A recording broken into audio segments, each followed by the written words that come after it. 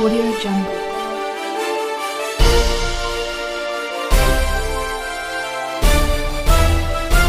Audio Jungle. आग के पास कभी मोम को लाकर देखूं, हो इजाजत तो तुझे हाथ लगा कर देखूं। आग के पास कभी मोम को लाकर देखूं, हो इजाजत तो तुझे हाथ लगा कर देखूं। दिल का मंदिर बड़ा वीरान नजर आता है, दिल का मंदिर बड़ा वीरान नजर आता है। सोचता हूँ एक बार आवर्त सारणी की तस्वीर लगा कर देखूं। हाँ तो दोस्तों, एक बार मैं फिर से आप लोगों के साथ जुड़ गया हूँ आपके अपने YouTube चैनल विनायक पढ़साना में। और मैं रोहितास लोचिप आपके साथ पिछले कुछ दिनों से जुड़ा हुआ हूँ आवर्त सारणी कुछ बेहतरीन वीडियोस लेकर, क्वेश्चंस लेकर, और इसी मुहिम को अपन आगे जारी रखेंगे। और बात करेंगे पिछले वीडियो की, तो अपन ने वहाँ से देखी आवर्त सारणी के अंदर अपन ने इतिहास पढ़ लिया, तत्व पढ़ लिए, एलिमेंट्स पढ़ लिए, जितने हैं कितनी क्या खास बातें रही हैं वो पढ़ ली हैं। एस ब्लॉक एलिमेंट्स कंप्लीट कर लिया है, पी ब्लॉक एलिमेंट्स कंप्लीट कर लिया है।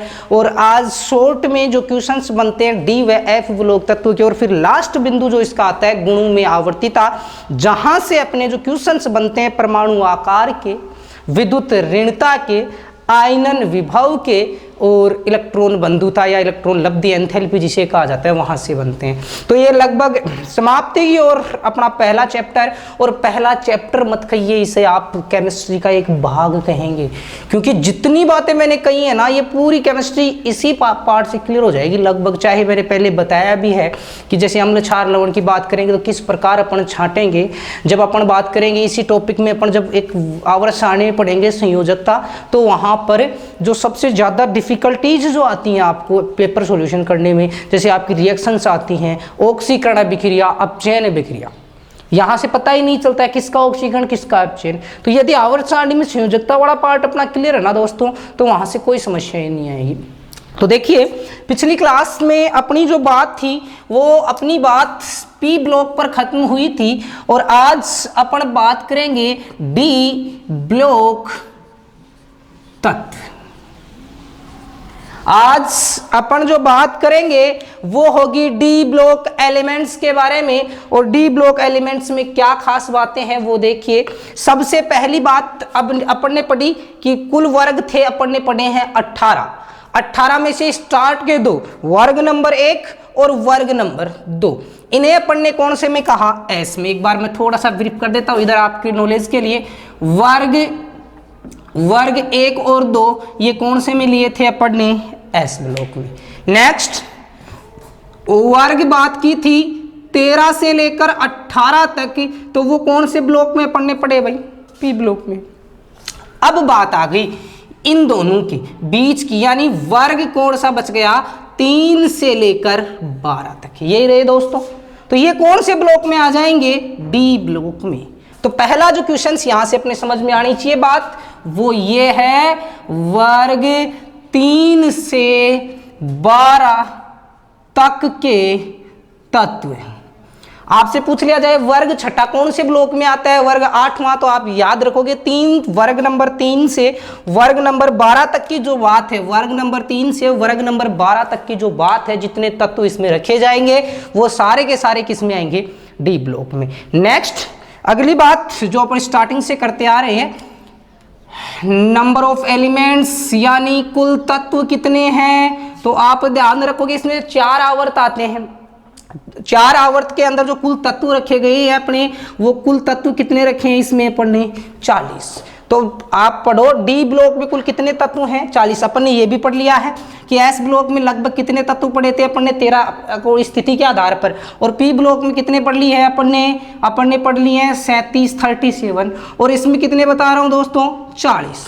तो अभी यहाँ से आप देखिए कितने हो चुके हैं, 7 और 3 10, 4 3 7 और 1 8, 8 और 1 9, 90 एलिमेंट्स हो चुके हैं, और टोटल कितने हैं 118।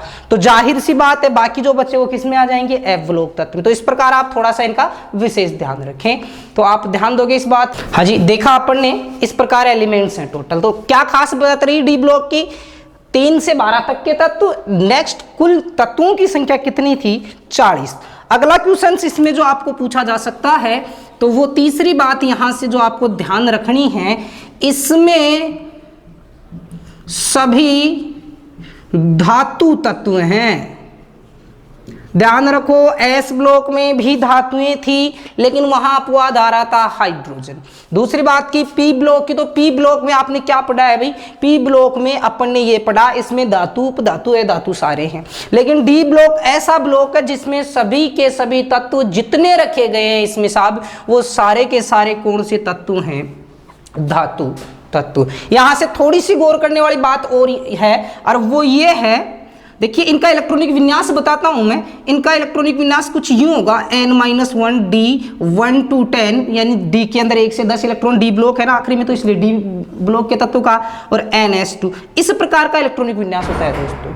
जो डी ब्लॉक के तत्व हैं इनका इलेक्ट्रॉनिक विन्यास इस प्रकार का देखने को मिलता है। और यहां से ये चीज समझ में आती है अपने कि ये जो डी उपकोष है ना, इनका जो डी ब्लॉक है, इसमें मैक्सिमम 10 इलेक्ट्रॉन आते हैं, लेकिन इन तत्वों का डी जो ब्लॉक होता है या जो डी उपकोष होता है वो कभी भी पूरा भरा नहीं होता है। तो यहां से आप क्या समझे और अपन क्या, मैं क्या बताना चाहता हूं आपको, वो देखिए। मैं यहां से ये बताना चाहता हूं, इनका डी उपकोष अपूर्ण होता है, अपूर्ण होता है, यानी डी उपकोष कभी नहीं भरा जाता है। इसलिए ध्यान दोगे दोस्तों, इसलिए इन्हें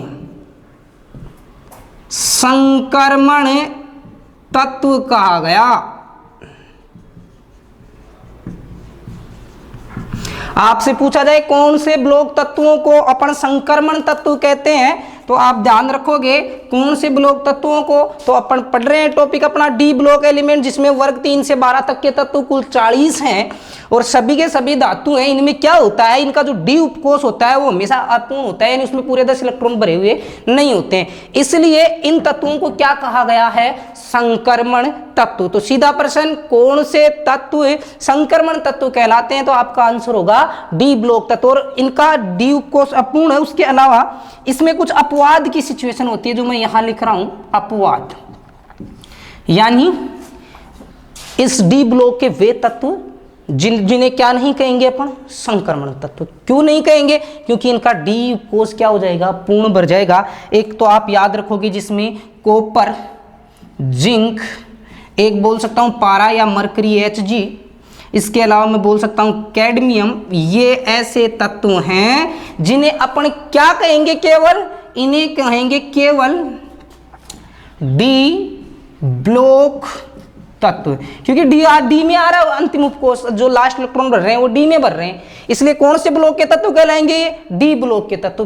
क्या नहीं कहलाएंगे? तो आप याद रखोगे इन्हें क्या नहीं कहेंगे? संक्रमण तत्व नहीं कहेंगे। और यहां लिख सकते हैं इन्हें संक्रमण तत्व नहीं कहते, क्योंकि इनका डी कोष पूरा भरा होता है। ये चीज आपने समझी होगी। पहली बात तो यही समझ में आ जानी चाहिए थी अपने कि डी उपकोष अपूर्ण है, इसीलिए तो अपन संक्रमण तत्व कह रहे हैं। लेकिन कॉपर है, जिंक है, पारा है, मरकरी जिसे अपन कहते हैं, और कैडमियम है, ये डी ब्लॉक एलिमेंट तो हैं, लेकिन इन्हें क्या नहीं कहेंगे अपन? संक्रमण तत्व। कारण क्या है? क्योंकि इनका डी जो कोष होता है लास्ट वाला, वो क्या होता है? पूरा भरा होता है। तो ये कुछ खास बातें अपनी रही हैं डी ब्लॉक एलिमेंट्स के बारे में। एक बार आप यहाँ का स्क्रीनशॉट लें और फिर मैं आगे बढ़ता हूँ, इसी बिंदु को थोड़ा सा आगे लेकर चलता हूँ आपकी तो लीजिए स्क्रीनशॉट। हो गया होगा स्क्रीनशॉट दोस्तों। अब आगे बढ़ते हैं अपन कि इसमें कौन कौन से खास तत्व हैं जिनसे विभिन्न एग्जामों में क्वेश्चन पूछे जा सकते हैं। तो देखेंगे अपन आगे।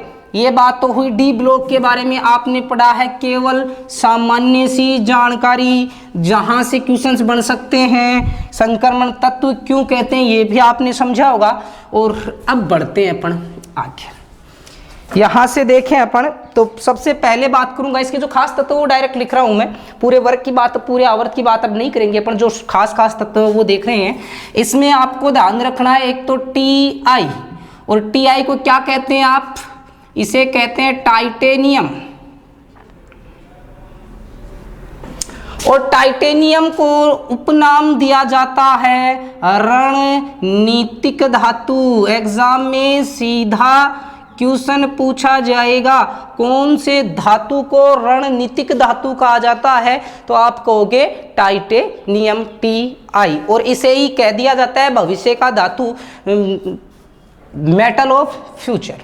ध्यान यहां रखना है आपको, क्वेश्चंस क्या बनेगा, किस धातु को रणनीतिक धातु कहा जाता है, तो आप कहोगे टाइटेनियम, क्योंकि इसका यूज जनरली जो होता है ना टाइटेनियम का दोस्तों, वो होता है जो अस्त्र शस्त्र होते हैं उनके निर्माण के अंदर, और इसलिए इसका नाम क्या पड़ गया है, रणनीतिक धातु। अपन ने बहुत सारे तत्वों के उपनाम पढ़े हैं, तो आप बिल्कुल कंफ्यूज नहीं होना है कतई इनमें, जिसका जो नाम है वही वो चीज क्लियर रखें आप। चलिए नेक्स्ट, टाइटेनियम के बाद में अगला जो आएगा वो आएगा जिंक, Zn।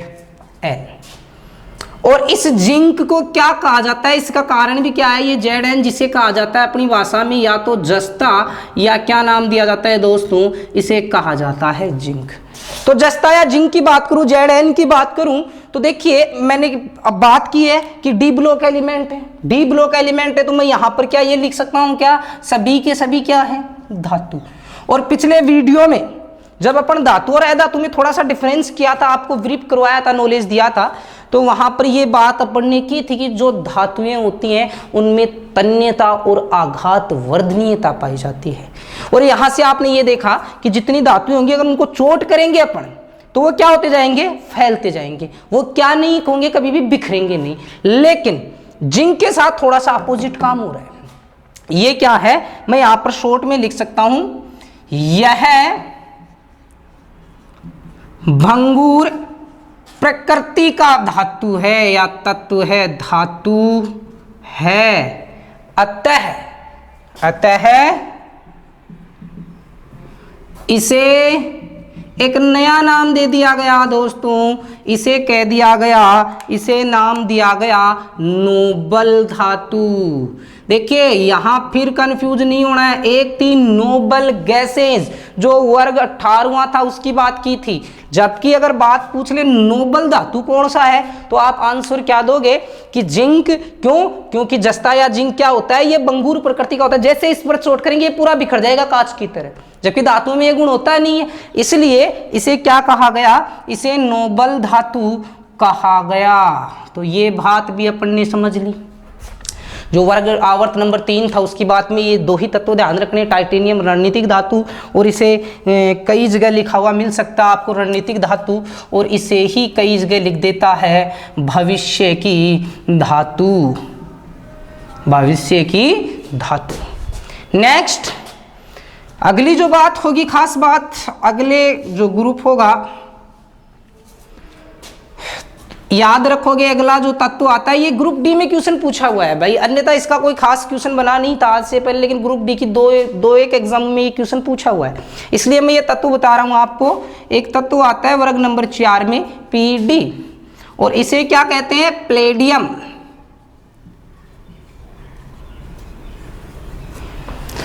तो प्लेडियम जो धातु है ये क्या है भाई, इसका यूज कहां होता है, तो आप बोलोगे वायुयानों के निर्माण में।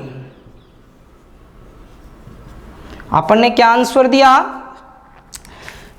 प्लेडियम जो धातु है उसका यूज कहां कर रहे हैं अपन, वायुयान के निर्माण में। प्रश्न पूछा है वायुयानों के निर्माण में कौन से धातु का प्रयोग किया जाता है, ये क्वेश्चन पूछा था ग्रुप डी के एग्जाम में, इसलिए मैंने आपको ये भी बता दिया कि वायुयानों के निर्माण में किस धातु का प्रयोग किया जाता है, प्लेडियम का। नेक्स्ट अगला जो धातु होगा अपना, उसके बारे में अपन बात कर सकते हैं। एक तो अगला जो तत्व होगा 5वें आवर्त में होगा, जिसका नाम होगा W, और W को क्या कहेंगे अपन, टंगस्टन। और ये भी पहली क्लास में आपको क्लियर कर दिया था, टंगस्टन जो है इसका नाम अंग्रेजी नाम है, जबकि प्रतीक क्या है W, और W का मतलब क्या था, तो आप ध्यान रखोगे, पहले बताया भी है, W का मतलब लैटिन भाषा में है, ये लैटिन भाषा में इसे क्या कहते हैं, वुल्फ्रम, और वुल्फ्रम से अंग्रेजी में क्या रूपांतरित हुआ, ट्रांसलेट होके क्या बन गया, टंगस्टन। और इसके बारे में खास क्या बात आती है तो ध्यान रखोगे, सर्वाधिक गलनांक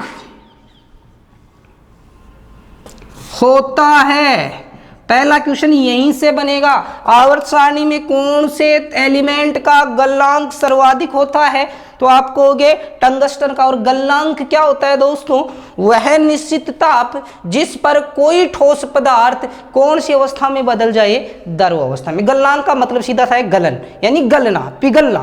तो जब ठोस से द्रव में आ जाएगा तो उसे ताप को अपन क्या कहेंगे, गलनांक। बहुत ज्यादा होता है इसका, 4000 डिग्री सेंटीग्रेड की समथिंग इसका टेम्परेचर होता है गलनांक। इसलिए इसका प्रयोग कहाँ करते हैं अपन, इसका प्रयोग करते हैं बल्बों के फिलामेंट में।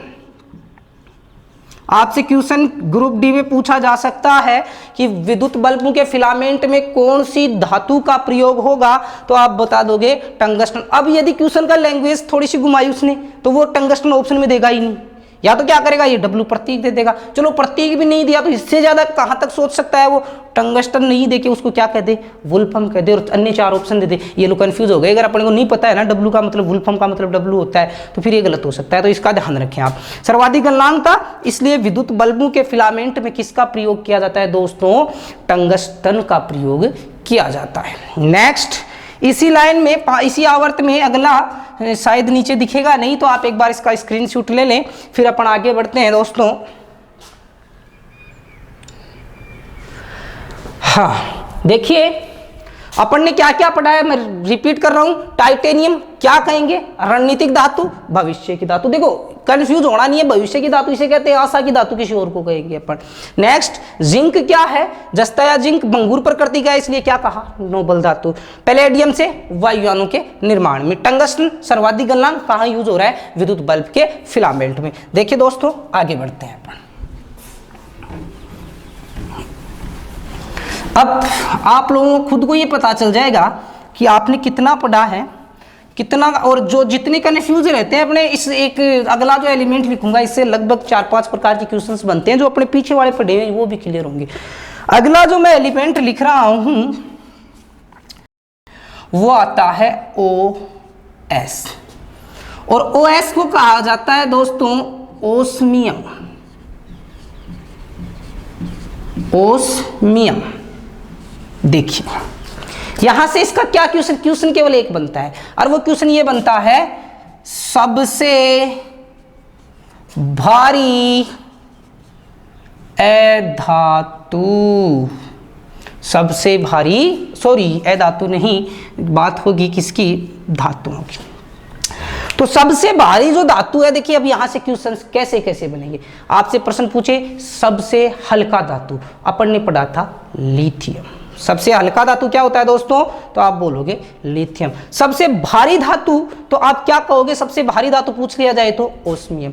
अब आपसे पूछ लिया जाए सबसे हल्का तत्व आवर्त सारणी का, तो आप क्या कहोगे, हाइड्रोजन। फिर आपसे पूछ लिया जाए सबसे हल्का अधातु, तो उसका भी आंसर क्या था, हाइड्रोजन। हल्का भारी ये कंफ्यूज करने के लिए देते हैं, तो आप इन चीजों को बिल्कुल क्लियर रखें।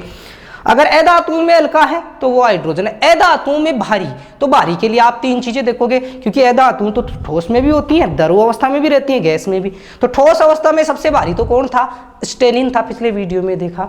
और द्रव अवस्था में केवल ब्रोमीन है, एक ही अधातु, इसलिए वही हल्का भारी वही होगा। जबकि गैसीय अवस्था में आपने पढ़ा था 18वें वर्ग की रेडोन जो गैस है वो अधातुओं में क्या होती है, सबसे भारी।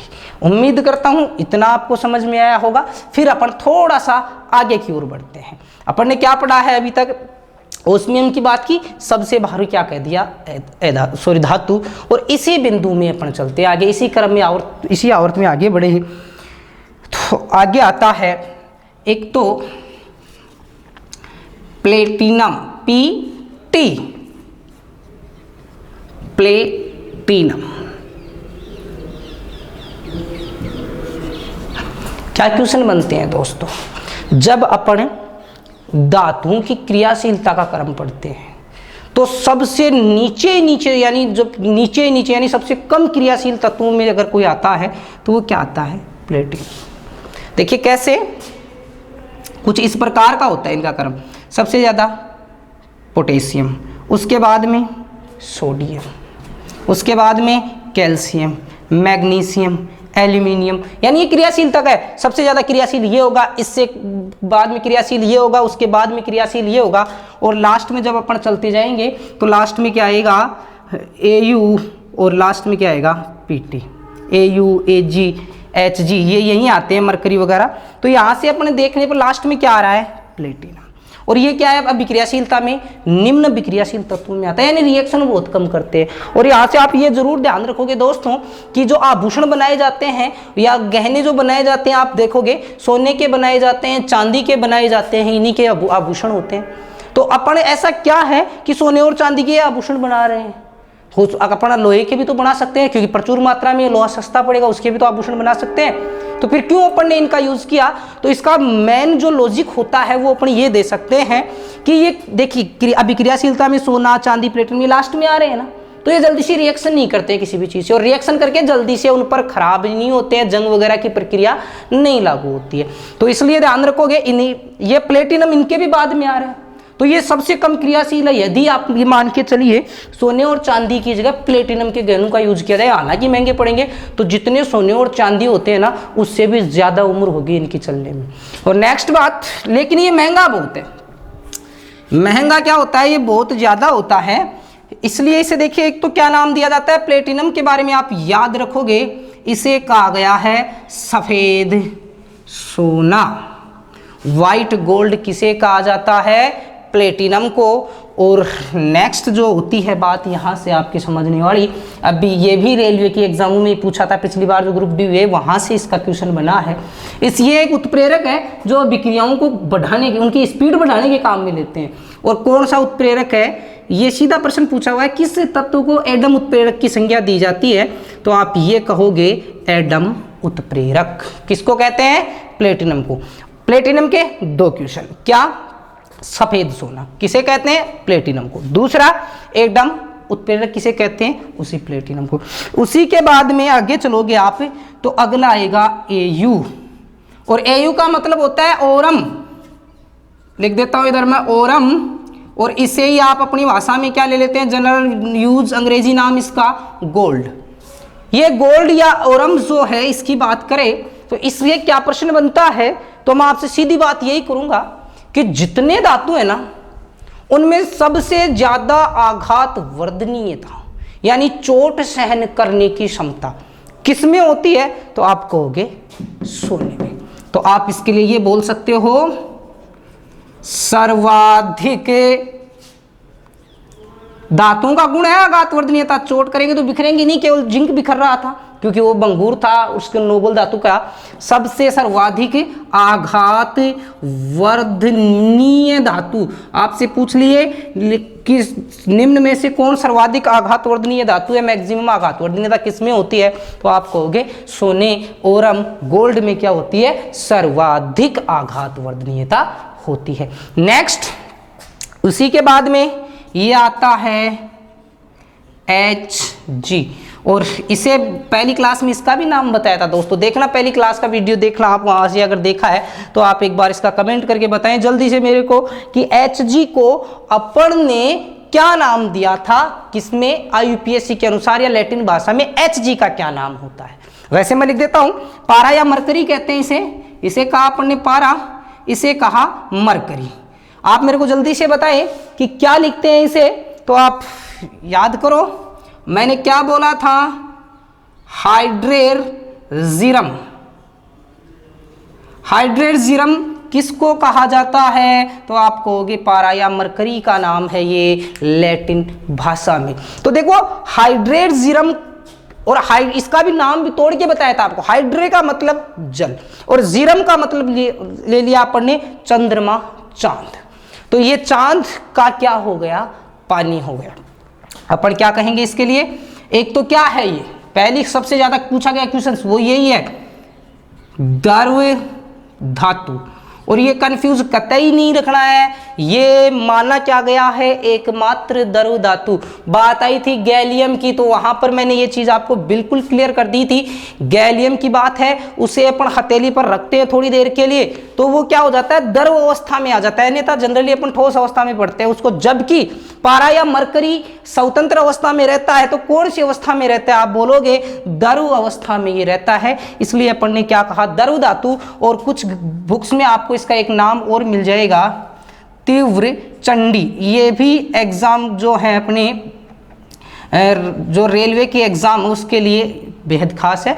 तीव्र चंडी के नाम से किसी धातु को नाम दिया जाता है, तो आप कहोगे पारा या मरकरी। उसके बाद में अपन चलें, इसी क्रम में आगे बढ़ाएं, तो इसमें अपने को एक पढ़नी है चांदी के बारे में और बातें पढ़नी है कि चांदी की क्या खास बातें रहती है। तो आप अर्जेंटम दोस्तों, ये है एजी, इधर दिख नहीं रहा होगा आपको, मैं यहाँ ऊपर लिख देता हूँ डी ब्लॉक में। लास्ट जो है वो आएगा एजी, अर्जेंटम, या फिर अपन कहते हैं इसे सिल्वर। तो इस चांदी की क्या खास बात है, इसके बारे में अगर क्वेश्चन बनाएगा दोस्तों तो एक ही प्रश्न बनाएगा, विद्युत का सर्वश्रेष्ठ चालक। यानी अगर बिजली का या इलेक्ट्रिक करंट का, विद्युत धारा का जो सबसे अच्छा चालन करता है, तो वो कौन सी धातु करती है, चांदी। तो यदि अपन जो यूज कर रहे हैं ना जनरल तार, उनके स्थान पर यदि चांदी के तारों का यूज करें तो बिजली जो होगी, जो अपने प्रतिरोध का मान सबसे कम होगा इसमें, तो ये क्या होगी, आसानी से चली जाएगी और बिजली का जो अन्य व्यय होगा वो कम होगा। लेकिन ये बहुत महंगा पड़ेगा। अपन तार बिछा देंगे और सुबह ही क्या होगा, मान लीजिए शाम को तार लगा के गए, सुबह तार गायब, बिजली दें किसमें। इसलिए ध्यान रखोगे, विद्युत का जो सर्वश्रेष्ठ चालक है वो क्या है, अर्जेंटिम है। और मैं बता सकता हूँ इसमें क्रम भी, सबसे ज्यादा विद्युत का चालन कौन करता है, तो आप बताओगे एजी। एजी के बाद में अपन किसका यूज कर सकते हैं, तो वो आता है कॉपर। कॉपर के बाद में अपन ले सकते हैं किसका, एल्यूमिनियम। तो ये क्या है इसका, उसके बाद फेरस आ जाएगा। ये क्या है, इनका चालकता का क्रम है।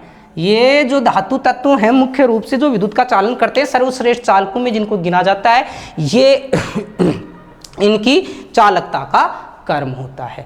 उसके बाद में दोस्तों ये आवर्त सारणी की कुछ खास बातें रही हैं और ये रहा है अपना कंप्लीट होता है। यहाँ पर कौन सा ब्लॉक, डी ब्लॉक एलिमेंट्स जो हैं वो सारे के सारे कंप्लीट होते हैं। अर्जेंटिनम, ओस्मियम, प्लेटिनम, ओरम, Hg। एक बार पुनः आप इसका स्क्रीनशॉट लें और फिर मात्र 2 या 3 मिनट में पढ़ा एफ ब्लॉक एलिमेंट्स कंप्लीट होगा। उसके बाद में अपन इसकी आवर्तिता के बारे में पढ़ेंगे, परमाणु भार, विद्युत ऋणता, इनकी बातें होंगी।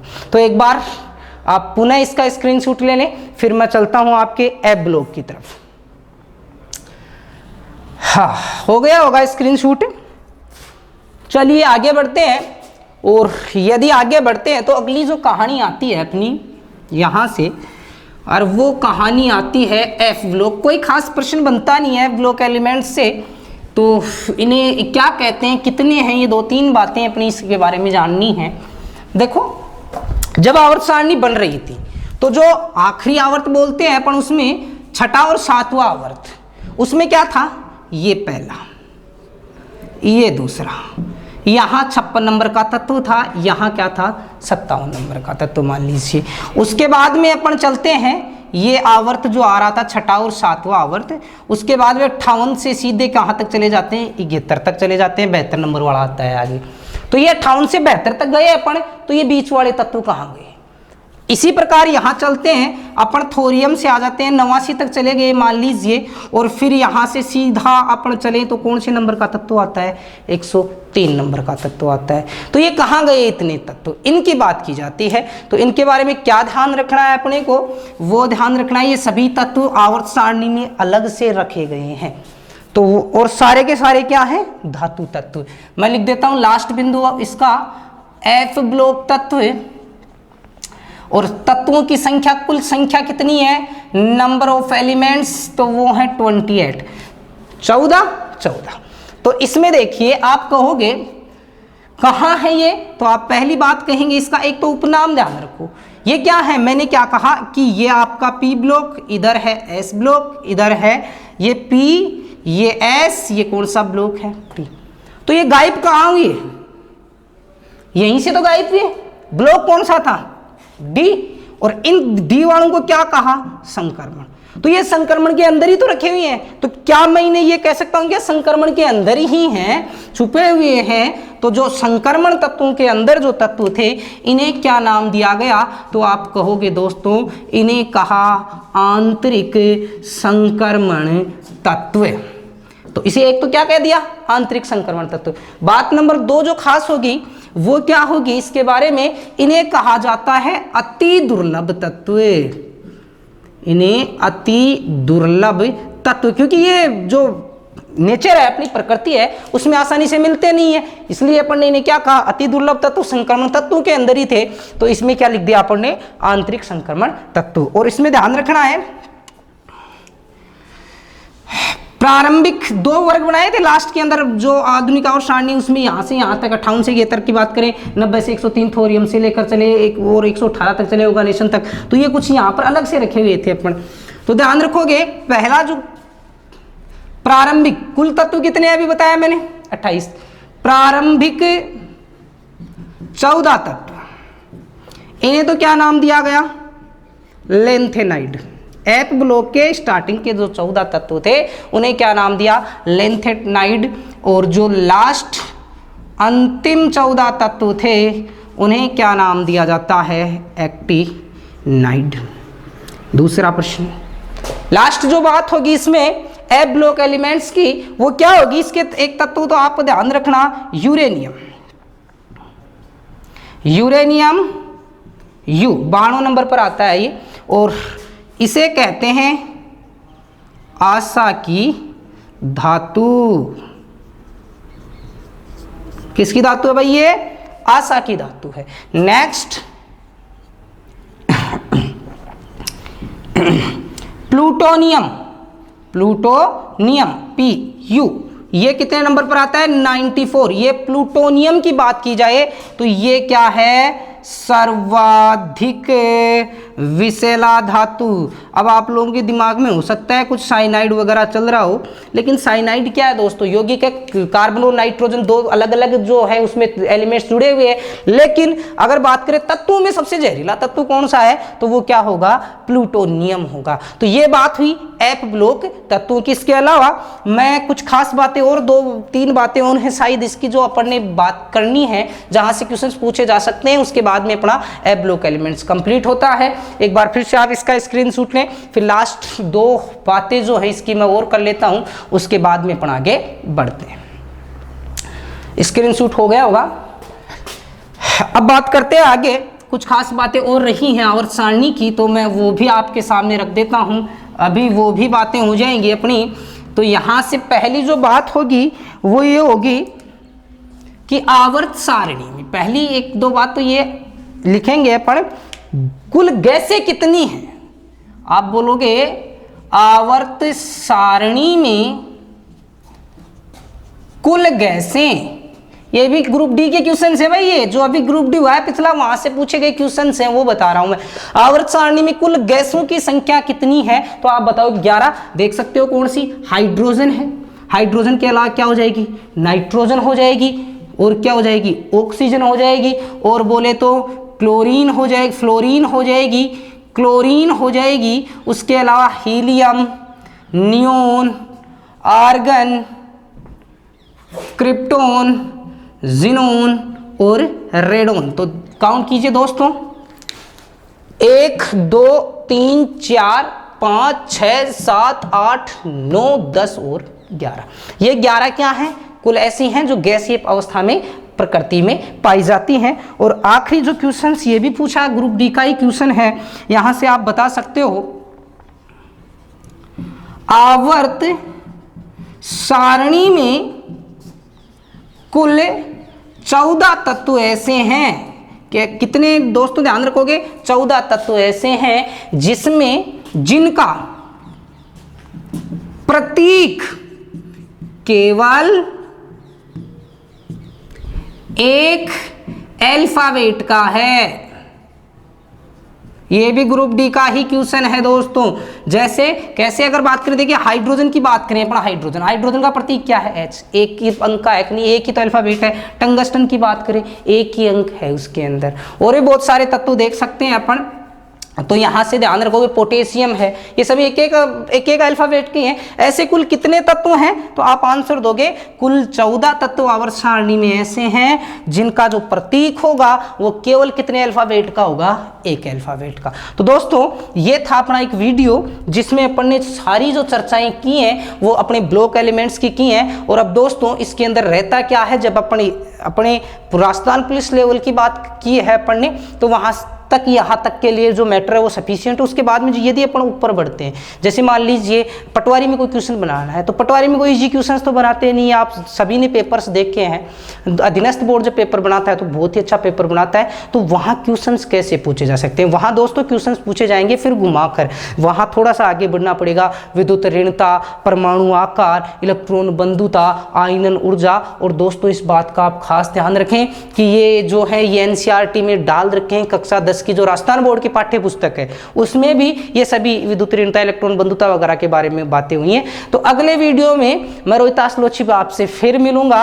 अब इसी बिंदु का जो आखिरी वीडियो, आखिरी सेशन होगा शायद मेरे हिसाब से, उसको लेकर तब तक आप जो भी हैं घर पर पूरा समय जो है अपनी स्टडी के ऊपर जितना लगा सकते हैं लगाइए, ऐसा नहीं है। उसके अलावा जो भी बाकी ज़रूरी काम है वो काम भी समय पर करें। स्वस्थ रहिए, हंसते रहिए और जुड़े रहिए बिना एक पड़साना से। तब तक के लिए जय हिंद, जय भारत।